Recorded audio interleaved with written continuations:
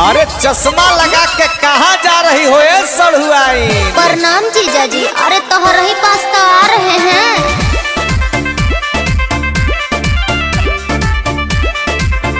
अब वोट देने नहीं जाना है का? हई देखो पोस्टर ललच जाइबा, जाल में सिकहरी के फंस जाइबा।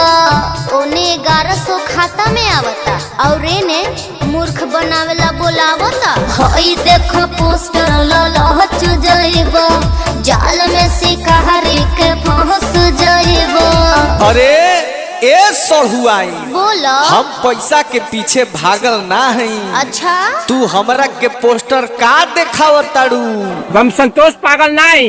अरे बीजेपी के बंदा होई कोमल बा निशान हो तो हमके बहलावल नहीं बड़ुए आसान हो। विनय बिहारी जिंदाबाद जिंदाबाद जिंदाबाद। ई घोड़ा तोहार घास ना चोरी, बुझलू? अरे हटा ने अब आवेदा।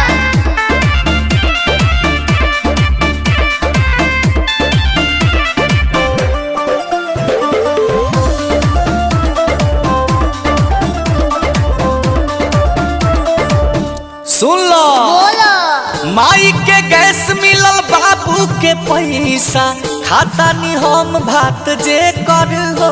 ठीक है बा। फिर भइल बिजली बढ़ल बा पेंशन, धर्म निभाई पहले ये कर हो। का समझे? ये ऑफर कुछ ही दिन लाबा, ई मौका छोड़ के मत जा।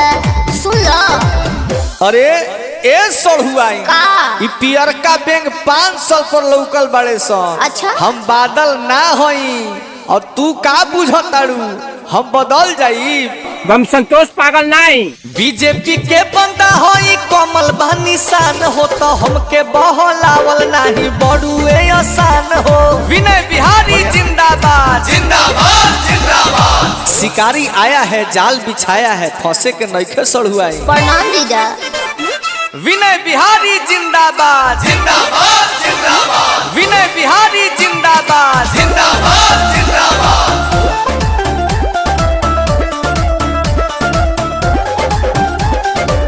मिले इलाज और दवाई के पैसा, शिक्षा सड़क बिजली सुधरल हो।